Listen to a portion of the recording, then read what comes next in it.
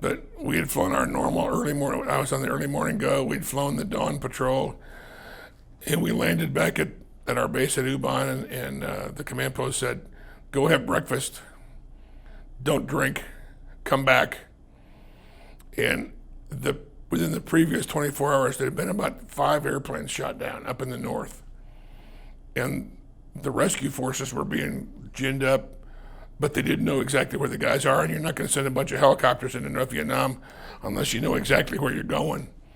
So our job was to go up there and try to make contact with anybody on the ground and talk to the guys. And we would talk to a guy, we'd get a hold of a guy, we'd talk to him, we'd see where he was, and then we'd kind of fly around a little bit and see if we could get the bad guys to shoot at us so we could see where the defenses were and mark where the defenses were. So we did that for about 8 hours. And then we took all that information back and landed at Da Nang, which is in Vietnam, and gave it to the rescue people so they could kind of see where stuff was. And we actually got, I think, 2 guys out. But so that was a fairly memorable mission. That was a time when, back in the old days, everybody wore a cotton flying suit. But then in 1970, the Nomex, the fire retardant stuff, came into being. And so, you wore the Nomex flight suit to fly your airplane. But it was a hot son of a gun. So a lot of guys had the old cotton flight suits that they wore just walking around. And in Southeast Asia, you actually had some guys had the local tailor make some for you, short sleeves and everything. But you always put the Nomex on to fly. We had a guy in our squadron and we had a room in the squadron where you hung the suits, your Nomex suits. We had a guy in the squadron that was really superstitious. He wouldn't wash the flight suit. He wore that flight suit every time he flew for a year without washing it, which made the room kind of ripe. So that was, we always tried, I tried to do the same thing the same way every day. And it's really funny because the day that I got shot down, I did one thing different. I wore a T-shirt. I've never worn a T-shirt ever, but that particular day I wore a T-shirt. Set to go. We had a new pilot, a new front seater in our unit, and when the new guys came in, you'd fly with some of the old heads, and the pilots would fly with one of our instructor pilots, a couple of sorties, and then they'd turn them loose with the more experienced backseater, which was me at the time. So I was paired up with Jim, and it was the first time we'd ever flown together. And, you flew over the same area so much. We have what we call hip pocket targets. If you needed something right now, I know there's a target right here we can get, as opposed to something new and whatever. And the weather dictated some of that. And that day the weather was down and the hip pocket targets were under the weather. And we had a flight coming out that we needed to work. And my wing commander was leading the flight, so you kind of wanted to make sure you had something pretty viable, something good. So we were looking for a target, and we came by what I called an old truck park. Some trucks that had already been struck and were burned out. And as we came by, it looked to me like maybe the Vietnamese had snuck some good trucks in there to try to just kind of camouflage with the wrecks. So let's go back. And I said we made another pass around.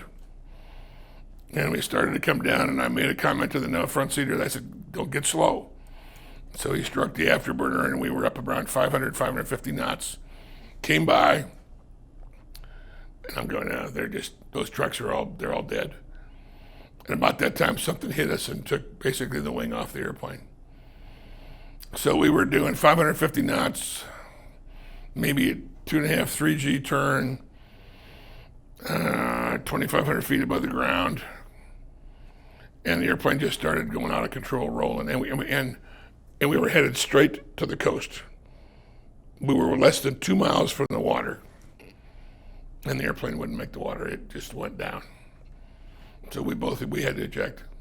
There was no decision to be made. I mean, it was just pull. So we had maybe slowed down. We might have been going 500 knots when we punched. And I got on my chute, and my gloves, I didn't have any gloves. My hands were bloody.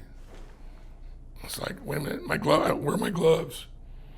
the overpressure because of the speed had peeled my gloves off, took my helmet off. The visor apparently shattered and put a cut on one of my eyeballs. But I'm looking at my bloody hands. And my hands didn't have any cuts in them. They just had blood on them. The pressure apparently had sucked some of the blood out through the capillaries and through the pores of your hand. And then I started hearing this thing go, tsk, tsk, tsk, tsk, and it was people shooting at us from the ground. I don't know if they were trying to hit us or if they were just trying to say, don't make any long-range plans. But I landed and was captured immediately. Jim, my front seater, landed half a mile away from me. I tell people he evaded for about 20 seconds. Well, he landed, and a man came out of the elephant grass with what looked like a big, huge bazooka type thing. And Jim looked at it, it was just a pipe. And Jim pulled out his gun, and the guy dropped the pipe and went one way, and Jim went the other way and was captured immediately. And we were apart for a month, right down there in an area that's called Route Pac 1, the southern part of North Vietnam. And he has his own story, which I won't tell. But he did escape one night from his captors. And they recaptured him. The next day they started moving us. The next night they started moving us north. That's when we got together. And so we spent about a month on the road going to North Vietnam, going to Hanoi from where we were, which is about 300 miles.